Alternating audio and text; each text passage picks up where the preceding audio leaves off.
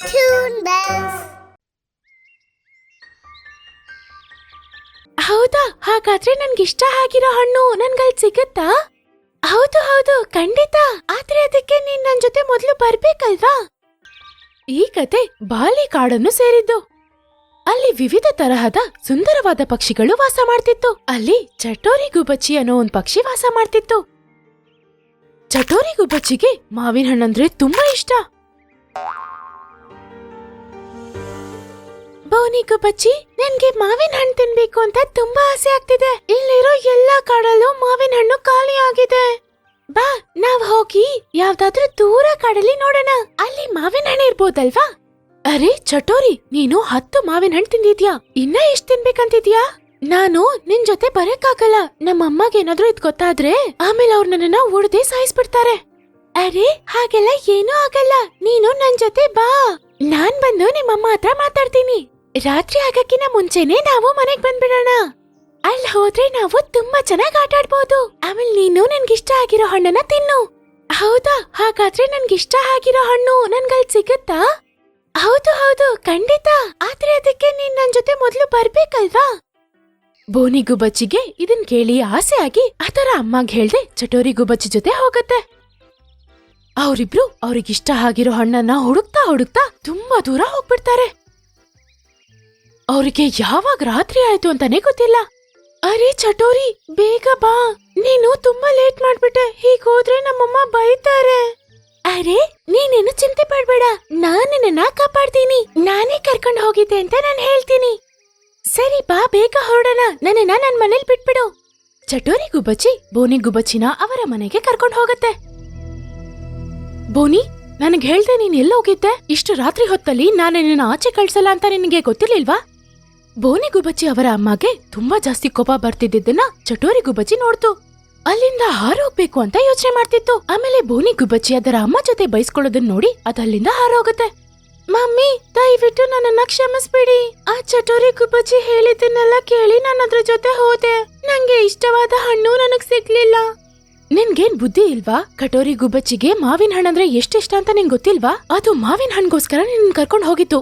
ಇಲ್ ನೋಡು ಮಗಳೇ, ಯಾರ್ ಹೇಳೋದನ್ನು ನೀನ್ ಕೇಳ್ಬಾರ್ದು. ಅದ್ ನಿನ್ನ ಅಲ್ಲೇ ಬಿಟ್ಬಿಟ್ಟಿದ್ರೆ ಇವತ್ತಿಂದ ನಿನ್ ಚಟೋರಿ ಗುಬ್ಬಚ್ಚಿ ಹತ್ರ ಮಾತೇ ಆಡ್ಬಾರ್ದು, ಸರಿನಾ? ಸರಿ ಅಮ್ಮ, ಇವಾಗ ನನ್ಗೂ ಗೊತ್ತಾಯ್ತು ಚಟೋರಿ ಮಾವಿನ ಹಣ್ಗೋಸ್ಕರ ಏನ್ ಬೇಕಾದ್ರೂ ಮಾಡುತ್ತೆ ಅಂತ.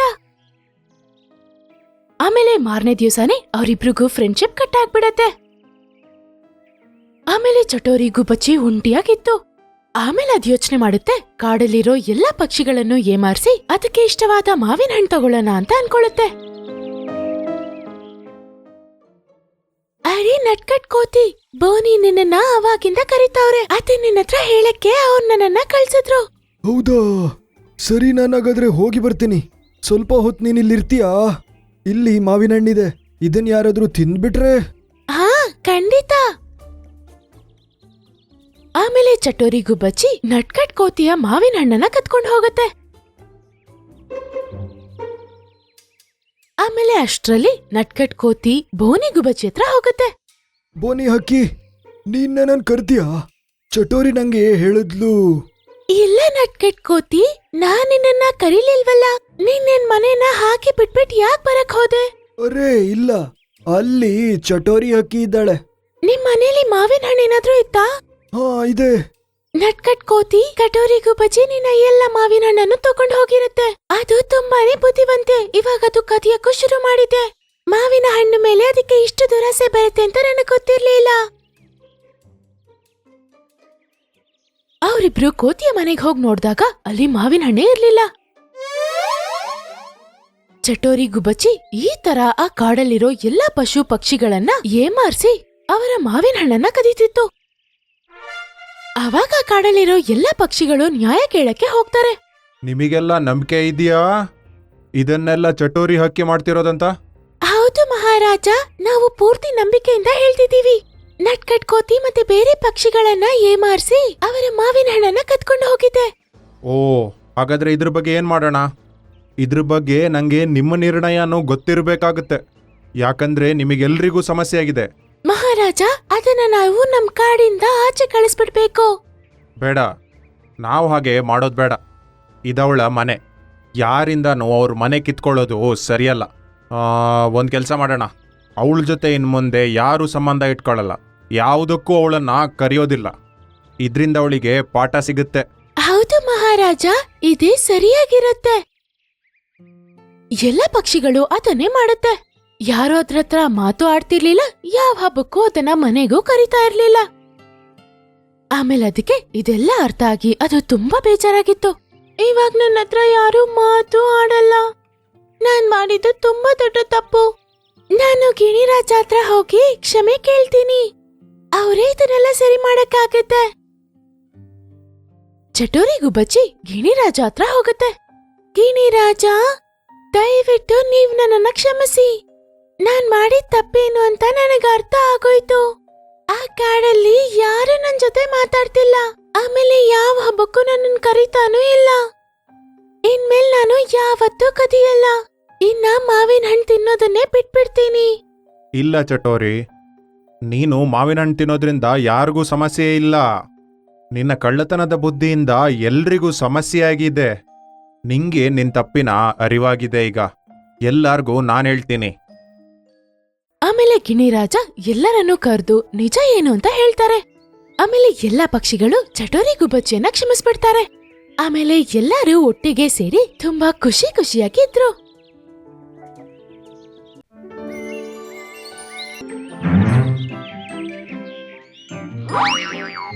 ಅರೆ, ಏನ್ ಮಾಡ್ತಿದ್ಯಾ? ಏನಿಲ್ಲ, ನಾನ್ ಕೇವಲ ನಿಮ್ಮ ಆಹಾರವನ್ನ ಸ್ವಲ್ಪ ಕಡಿಮೆ ಮಾಡ್ತಾ ಇದ್ದೀನಿ. ಡ್ರೀಮ್ಲ್ಯಾಂಡ್ ಕಾಡಲ್ಲಿ ಆಗಾಗ್ಲೇ ಬೆಳಗಾಗಿತ್ತು. ಕೋಳಿ ಕೂಗೋದಕ್ಕೆ ಶುರು ಮಾಡತ್ತೆ. ಅದನ್ ಕೇಳಿಸ್ಕೊಂಡು ಮಿಡತೆ ಎದ್ದು ಬಿಡುತ್ತೆ. ಈ ಹುಂಜ ಯಾವತ್ತೂ ಕೇಳಲ್ಲ. ಅದು ಹಾರ್ಕೊಂಡು ಕೋಳಿ ಹತ್ರ ಹೋಗುತ್ತೆ. ಹುಂಜಣ್ಣ, ನೀವ್ಯಾಕೆ ಬೆಳಗ್ಗೆನೆ ನೀವು ಕೂಗಿ ಎಲ್ರಿಗೂ ತೊಂದರೆ ಕೊಡ್ತೀರಾ? ಯಾಕಂದ್ರೆ ಎಲ್ರು ಬೆಳಗ್ಗೆ ಎದ್ದು ಅವ್ರ ಕೆಲ್ಸಕ್ಕೆ ಹೋಗ್ಲಿ ಅಂತ. ಅದರಿಂದ ಅವರ ದಿನಚರ್ಯ ಸರಿ ಇರುತ್ತೆ. ಅರೆ, ಒಂದ್ ವೇಳೆ ನಿಮ್ಗೆಲ್ರ ಕೆಲ್ಸದ ಬಗ್ಗೆ ಇಷ್ಟೊಂದು ಚಿಂತೆ ಇದ್ರೆ ನೀವ್ಯಾಕೆ ಅವ್ರನ್ನ ಎಬ್ಬಿಸ್ತೀರಾ? ನೀವೇ ಯಾಕೆ ಅವರ ಕೆಲಸ ಮಾಡಬಾರದು? ಅದನ್ ಕೇಳಿಸ್ಕೊಂಡು ಅವನಿಗೆ ಕೋಪ ಬಂದ್ಬಿಡುತ್ತೆ. ಅದನ್ ನೋಡಿ ಮಿಡತೆ ನಗಕ್ ಶುರು ಮಾಡತ್ತೆ. ಆಮೇಲೆ ಅಲ್ಲಿಂದ ಹೋಗ್ಬಿಡುತ್ತೆ. ಇನ್ನೊಂದು ಕಡೆ ಗುಂಪಾಗಿ ಇರುವೆಗಳು ತಲೆ ಮೇಲೆ ಬೀಜಗಳನ್ನು ಎತ್ಕೊಂಡು ಹೋಗ್ತಾ ಇರ್ತವೆ. ಎಲ್ಲಾರು ಅವರ ಗೂಡಿನ ಕಡೆ ಹೋಗ್ತಿರ್ತಾರೆ. ನನ್ಗೊಂದ್ ವಿಷಯ ಅರ್ಥ ಆಗಲ್ಲ. ನಾವು ಮನೆಯಿಂದ ಆಹಾರ ತರಕ್ಕೆ ಹೊರಟಾಗ ಅಷ್ಟು ದೂರ ಏನೋ ಅನ್ಸೋದಿಲ್ಲ, ಆದ್ರೆ ಅದನ್ನ ಎತ್ಕೊಂಡು ಮನೆಗೆ ತಿರುಗಿ ಬರುವಾಗ ಮಾತ್ರ ದೂರ ಅನ್ಸತ್ತಲ್ವಾ? ಅದಕ್ಕೆ ಇರುವೆ ರಾಣಿ ಹೇಳುತ್ತೆ, ಅರೆ ಬುದ್ಧಿ ಕೆಟ್ಟವಳೆ, ದಾರಿ ದೂರ ಆಗೋದಿಲ್ಲ. ನಾವು ಮನೆಯಿಂದ ಹೋಗುವಾಗ ನಮಗೆ ಏನು ಭಾರ ಇರಲ್ಲ, ನಾವು ಖಾಲಿಯಾಗಿ ಹೋಗ್ತೀವಿ, ಅದಕ್ಕೆ ಆರಾಮಾಗಿ ಹೋಗ್ತೀವಿ. ಆದ್ರೆ ನಾವು ವಾಪಸ್ ಬರುವಾಗ ನಮ್ಮ ತಲೆ ಮೇಲೆ ನಾವು ಆಹಾರವನ್ನು ಇಟ್ಕೊಂಡು ಭಾರ ಹತ್ಕೊಂಡ್ ಬರ್ತೀವಿ. ಅದರಿಂದಾನೇ ನಮಗೆ ಸ್ವಲ್ಪ ಕಷ್ಟ ಅನ್ಸತ್ತೆ. ಅದನ್ ಕೇಳಿಸ್ಕೊಂಡು ಯೋಚನೆ ಮಾಡಕ್ ಶುರು ಮಾಡತ್ತೆ. ಅನ್ನುತ್ತೆ, ಹಾ ಹಂಗೆ ಇರ್ಬೋದೋ ಬಿಡು. ಎಲ್ಲಾರು ಮನೆಯ ಹತ್ರ ಹೋಗಿ ನಿಂತ್ಕೊಂಡ್ಬಿಡ್ತಾರೆ.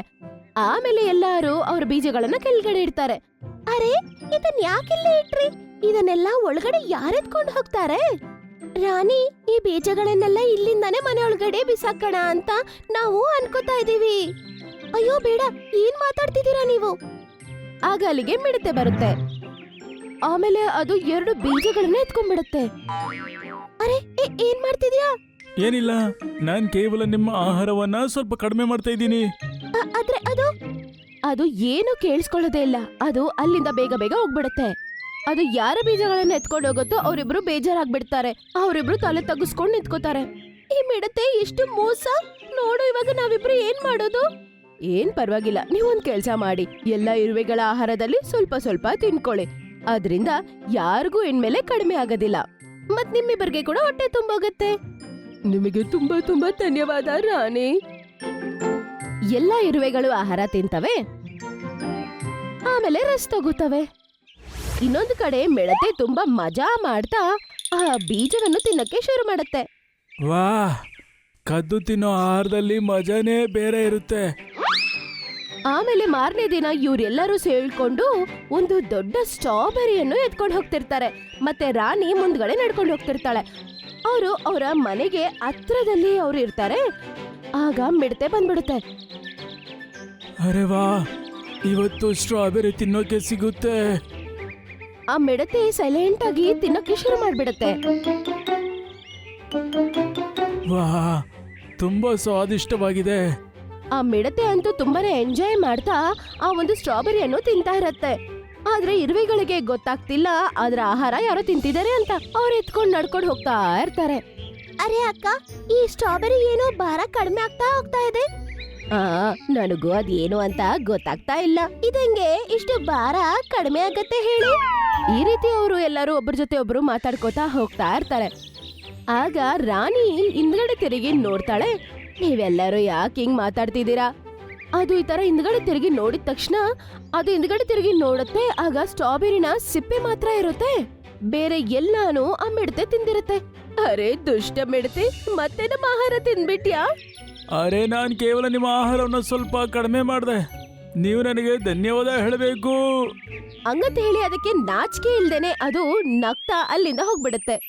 ಇವತ್ತು ಈ ಒಂದು ಮಿಡತೆಯ ಕಾರಣದಿಂದ ನಾವು ಅರ್ಧ ಮಾತ್ರನೇ ತಿನ್ನಕ್ಕಾಗತ್ತೆ. ನಾವು ಹಸಿವಿನಿಂದ ಇರಬೇಕು. ಹಂಗಂತ ಅವರು ಮಿಡತೆಯ ಬಗ್ಗೆ ತುಂಬಾ ಯೋಚನೆ ಮಾಡ್ತಾರೆ. ಅದು ತುಂಬಾನೇ ಕಷ್ಟ ಕೊಡ್ತಿರತ್ತೆ. ಅದ್ ಏನ್ ಮಾಡೋದಂತ ಅವ್ರಿಗೆ ಅರ್ಥನೇ ಆಗ್ತಾ ಇಲ್ಲ. ಇವತ್ ನೋಡೋಣ, ಇವತ್ತು ಇರುವೆಗಳು ಏನ್ ತಗೊಂಬರುತ್ತೆ ಅಂತ. ಮಿಡತೆ ಅವರ ಮನೆ ಹತ್ರ ಹೋಗಿ ನೋಡತ್ತೆ. ಆಗ ರಾಣಿ ಮಾತಾಡ್ತಾ ಇರೋದು ಅದು ಕೇಳಿಸ್ಕೊಳತ್ತೆ. ಮಿಡತೆ ನಮಗೆ ತುಂಬಾನೇ ಕಷ್ಟ ಕೊಡ್ತಿದೆ ಈ ನಡುವೆ. ನಾವೆಷ್ಟು ಕಷ್ಟಪಟ್ಟು ಆಹಾರ ತರ್ತೀವಿ ನೋಡು, ಇದಂತೂ ಆಹಾರವಾಗಿ ತಿನ್ಬಿಟ್ಟು ಹೋಗ್ತಿದೆ. ಹೌದೌದು ನೋಡಿ, ನಾವೆಷ್ಟು ಕಷ್ಟ ಪಡ್ತಿದ್ವಿ. 3 ದಿನದಿಂದ ಆಹಾರ ಇಲ್ದೇನೆ ಇರ್ಬೇಕಾಗಿದೆ. ಅದ್ರ ಜೊತೆ ಅಂತೂ ಜಗಳ ಮಾಡಕ್ಕಾಗಲ್ಲ. ಆದ್ರೆ ಆಹಾರವನ್ನು ಅದ್ರ ಹತ್ರದಿಂದ ಕಾಪಾಡ್ಕೋಬಹುದು ನಾವು. ಅದೇಂಗ್ ಸಾಧ್ಯ? ಇನ್ಮೇಲೆ ಈ ಮನೆಯಲ್ಲ ಅಲ್ಲ, ಬೇರೆ ಹೊಸ ಮನೆಯಲ್ಲಿ ಆಹಾರ ನಾವು ಸೇರಿಸಿಡೋಣ. ಆದ್ರಿಂದ ಆ ಮಿಡತೆಗೆ ಗೊತ್ತಾಗೋದಿಲ್ಲ ಅಲ್ವಾ? ಅರೆ ವಾ, ಈ ಮೂರ್ಖರು ನನ್ನಿಂದ ಆಹಾರ ಬಚ್ಚಿಡಕ್ಕೆ ನೋಡ್ತಾ ಇದ್ದಾರೆ. ಏನ್ ತೊಂದ್ರೆ ಇಲ್ಲ, ಮಾಡ್ಲಿ ಇವ್ರ ಆಹಾರ ಸಂಗ್ರಹಣೆ. ಹೇಗೆ ಇವರು ಅವರ ಆಹಾರದ ಜೊತೆಗೆ ಈ ಬಿಲಕ್ಕೆ ಸೇರ್ತಾರೆ. ನಾನಲ್ಲಿ ಎಂಟ್ರಿ ಕೊಟ್ಟು ಇವರಿಗೆ ಸರ್ಪ್ರೈಸ್ ಕೊಡ್ತೀನಿ. ಮಿಡತೆ ತುಂಬಾ ಸಂತೋಷ ಪಡತ್ತೆ. ಈಗ ಇರುವೆಗಳು ಬೇರೆ ದಾರಿಯಲ್ಲಿ ಹೋಗ್ತವೆ. ಆಮೇಲೆ ಅದನ್ನ ಕೂಡ ಈ ಮಿಡತೆ ನೋಡ್ತಾ ಇರುತ್ತೆ. ಇರುವೆಗಳು ಒಂದು ತೋಟಕ್ಕೆ ಹೋಗ್ತವೆ. ಅಲ್ಲಿ ನೇರಳೆ ಹಣ್ಣುಗಳು ಜಾಸ್ತಿ ಇರುತ್ತೆ. ಅರೆ ವಾ, ಇಷ್ಟೊಂದು ನೇರಳೆ ಹಣ್ಣು. ಒಂದ್ ವೇಳೆ ಈಗ ತಿನ್ನೋಕ್ ಶುರು ಮಾಡಿದ್ರೆ ಆಗ ಒಂದೇ ತಿನ್ನೋಕಾಗುತ್ತೆ. ಒಳ್ಳೇದೇನಂದ್ರೆ ಇರುವೆಗಳು ಇದನ್ನ ತಗೊಂಡೋಗಿ ಅವರ ಹೊಸ ಬಿಲಕ್ಕೆ ಹಾಕೋದು. ಮತ್ತೆ ಅವ್ರು ತಿನ್ನೋದಕ್ಕೂ ಮುಂಚೆನೆ ನಾನು ಆ ಬಿಲಕ್ಕೆ ತಲುಪ್ತೀನಿ. ಮತ್ತೆ ನಗುತ್ತಾ ಹೇಳ್ತೀನಿ, ಸರ್ಪ್ರೈಸ್. ಅವರೆಲ್ಲರೂ ಒಂದೊಂದು ನೇರಳೆ ಹಣ್ಣನ್ನು ಎತ್ಕೋತಾರೆ. ಆಮೇಲೆ ತಲೆ ಮೇಲೆ ಇಟ್ಕೊಂಡು ಅಲ್ಲಿಂದ ಹೊರಡ್ತಾರೆ. ಈ ಮಿಡತೆ ಅವ್ರ ಹಿಂದ್ಗಡೆನೆ ಹೋಗಕ್ ಶುರು ಮಾಡತ್ತೆ. ಪಾಪದವು ಯೋಚನೆ ಮಾಡ್ತಾ ಇದೆ, ಇವತ್ತು ನನ್ಗೆ ಇವ್ರು ಪಾಠ ಕಲಿಸ್ತಾರೆ ಅಂತ. ಆದ್ರೆ ಇವ್ರಿಗೆ ಏನೂ ಗೊತ್ತಿಲ್ಲ. ತುಂಬಾ ಹೊತ್ತು ನಡೆದ ನಂತರ ಅವರು ಹೊಸ ಮನೆ ಹತ್ರ ಅವರು ಹೋಗ್ಬಿಡ್ತಾರೆ. ಆದ್ರೆ ನಂತರ ಅವರು ಒಬ್ಬೊಬ್ಬರೇ ಒಳಗಡೆ ಹೋಗ್ತಾರೆ. ವಾ, ನನ್ನ ತಲೆ. ಈಗ ಈ ಬಿಲದ ಒಳಗಡೆ 15 ಜಾಮೂನ್ ಸೇರಿದೆ. ಈಗಂತೂ ತುಂಬಾ ಮಜಾ ಬರುತ್ತೆ. ಮುಂದಿನ 15 ದಿನಗಳ ಊಟ ಒಂದೇ ದಿನದಲ್ಲೇ ಸಿಕ್ಬಿಡುತ್ತೆ. ಮತ್ತೆ ಒಳಗಡೆ ಹೋಗ್ತಿದ್ದಂತೆಗೆ ನಾನು ಕಿರ್ಚ್ಕೊಳ್ತೀನಿ. ಸರ್ಪ್ರೈಸ್. ಹಂಗಂತ ಹೇಳಿ ಆ ಮಿಡತೆ ಮನೆ ಒಳಗಡೆನೆ ಹೋಗ್ಬಿಡತ್ತೆ. ಅಲ್ಲೋಗ್ ನೋಡಿ ಅದು ತುಂಬಾನೇ ಶಾಕ್ ಆಗ್ಬಿಡತ್ತೆ. ಅದರ ಮುಖದಲ್ಲಿದ್ದ ಸಂತೋಷ ಹೋಗ್ಬಿಡುತ್ತೆ. ಅದು ಫುಲ್ ಶಾಕ್ ಆಗ್ಬಿಟ್ಟಿರುತ್ತೆ. ಅದರ ಎದುರುಗಡೆ ಎಲ್ಲ ಇರುವೆಗಳು ನಿಂತ್ಕೊಂಡಿರ್ತವೆ. ಎಲ್ಲರಕ್ಕಿಂತ ಮುಂಚೆ ಇರುವೆ ರಾಣಿ ನಿಂತಿರತ್ತೆ. ಅದರ ಪಕ್ಕದಲ್ಲಿ ಒಂದು ಪಕ್ಷಿ ಕೂತಿರತ್ತೆ. ಅದು ಈ ಒಂದು ಮಿಡತೆನ ತಿನ್ಬಿಡಣ ಅಂತ ನೋಡ್ತಿರತ್ತೆ. ಆಗ ಎಲ್ಲ ಇರುವೆಗಳು ಕಿರ್ಚ್ತಾ ಈಗಂತ ಹೇಳುತ್ತವೆ, ಸರ್ಪ್ರೈಸ್.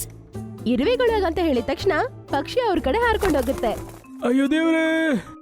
ಮಿಡತೆ ಅದನ್ನ ಕಾಪಾಡ್ಕೊಳ್ಳೋದಕ್ಕೆ ಆರಕ್ಕೆ ಶುರು ಮಾಡುತ್ತೆ. ಪಕ್ಷಿ ಹಿಂದ್ಗಡೆನೆ ಹಾರ್ಕೊಂಡು ಹೋಗುತ್ತೆ. ಈ ಇರುವೆಗಳು ತುಂಬಾ ಹುಷಾರಾಗಿದೆ. ನನಗನ್ಸಿತ್ತು ನಾನು ಅವ್ರಿಗೆ ಸರ್ಪ್ರೈಸ್ ಕೊಡ್ತೀನಿ ಅಂತ. ಇವರಂತೂ ಉಲ್ಟಾ ನನಗೆ ಸರ್ಪ್ರೈಸ್ ಕೊಟ್ಬಿಟ್ರು. ಎಲ್ಲ ಇರುವೆಗಳು ಅದನ್ನ ನೋಡಿ ಸಂತೋಷ ಪಡ್ತವೆ. ಮಿಡತೆ ಮತ್ತೆ ಪಕ್ಷಿ ಇರುವೆ ಕಣ್ಣಿಗೆ ಕಾಣಿಸದೇ ಇರೋ ದೂರ ಹೋಗ್ಬಿಡ್ತಾರೆ. ಆ ದೇವರಿಗೆ ಧನ್ಯವಾದ. ಅಯ್ಯೋ ರಾಣಿ, ನೀವು ಮಾಡಿರುವ ಈ ಒಂದು ಐಡಿಯಾ ಇಂದಾನೆ ಹೆಂಗೋ ಈ ಮಿಡತೆಯಿಂದ ತಪ್ಸ್ಕೊಂಡ್ವಿ. ಹೌದು ಮಕ್ಕಳೇ, ಇಷ್ಟು ದೊಡ್ಡ ಕಷ್ಟದಿಂದ ನಾವ್ ಹೆಂಗೋ ತಪ್ಸ್ಕೊಂಡಿದ್ದು ತುಂಬಾ ಸಂತೋಷ. ಅದಕ್ಕೆ ನಮ್ಮ ಬ್ರೈನ್ ಅನ್ನು ಸರಿಯಾಗಿ ಯೂಸ್ ಮಾಡ್ಕೋಬೇಕು ನಾವು. ಅದನ್ ಕೇಳಿಸ್ಕೊಂಡು ಇರುವೆಗಳು ಎಲ್ಲಾರು ಹಾ ಅಂತ ತಲೆ ಅಲ್ಲಾಡಿಸ್ತಾರೆ. ಆಮೇಲೆ ಅವರವರ ನೇರಳೆ ಹಣ್ಣು ಮಜಾ ಮಾಡ್ತಾ ತಿಂತಾರೆ.